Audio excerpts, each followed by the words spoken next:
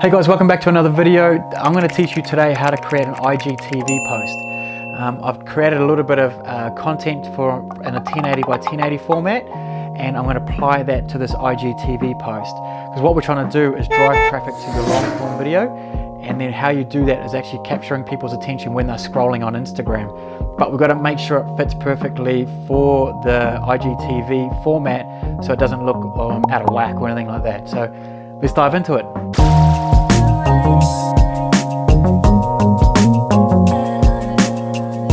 So here we have Final Cut Pro. This is what I use for my editing. It doesn't have to really be Final Cut Pro as your editing software. Whatever you use is totally fine.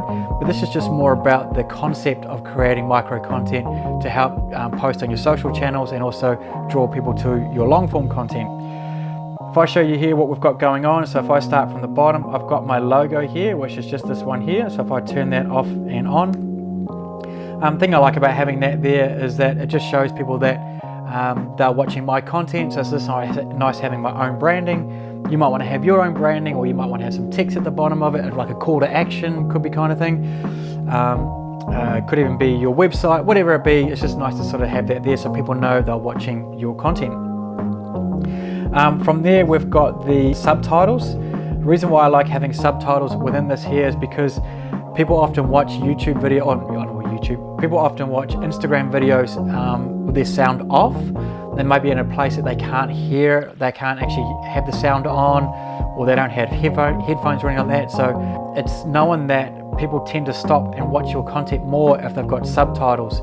If they can't hear it, they tend to swipe past it and you just lost some audience that could potentially have gone to your video. So what I do is I just have the text running along the bottom. I play the video, I listen to what the audio is, pause it, and then type in the audio, and just keep doing that all the way along for the video. It's a bit tedious, but if it helps bring value to the audience, then I'm happy to do it. So a little tip there is that try and do everything you can for the audience's benefit more than anything in particular. From there we go to the background. So if you can see there's a grey background there. If I turn that off and on, you can see there's a grey background, and then above that I've also got a white background. It doesn't have to be white, and it doesn't have to be grey. It can be any colours that you want it to be. I've just added I just thought those are the best colours to see because I can see black text on white background, easy to read. And then the grey sort of just makes it a little bit more subtle as well, so it sort of just softens it up a little bit. What I've also got there is these black lines. You can see these black lines here. What those black lines are is the size dimension for Instagram post. So if you put it on your feed, you want the content to be sitting within those black lines. For example, the subtitles, you don't want them sort of overhanging that black lines because people won't be able to read them, they'll be cut off. Or you don't want your title above those because again, it will be cut off. So it looks nice in your Instagram feed. From there we go the video. So this is the video I created earlier. So this is the video here. So you can see here it's the 1080 by 1080.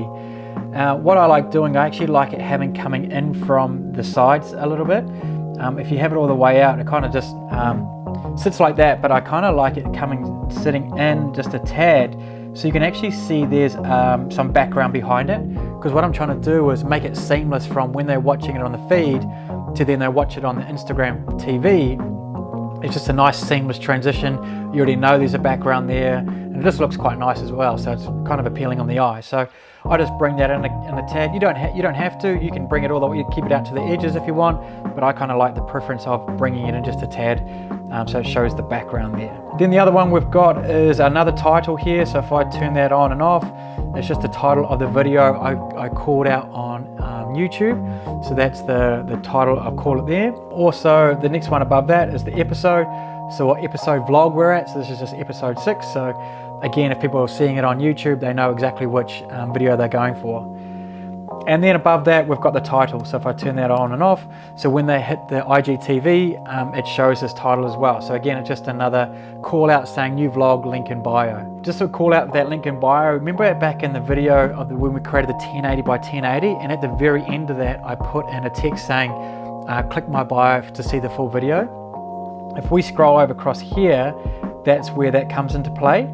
So I come over here, turn that off. So if I come over here and push play, the video actually fades into black and then the text pops up, as you can see there. So again, another call out. So not only is it at the top here, you've got another call to action here within the video itself. So that's really helpful to get more people, more traffic to go to the video that you want them to watch. So there you have it, team. That's pretty much it. But just as long as you've got the dimensions correct, like the 1920 by 1080 for your IGTV, and then you've got the smaller video at 1080 by 1080 sitting within the right framing of that as well. So a little tip with those black lines really helps me, but I just make sure I turn those off before I export the video, because I don't really want those black lines showing. It just makes it a lot cleaner without those black lines showing. So I hope you got some value out of this. I'm going to be punching out a whole lot more content around photography, videography, creating more social content, or creating YouTube videos. If this is something you're into, please feel free to join my journey by hitting the subscribe button below, and I can't wait to see you in the next one. I'll see you then.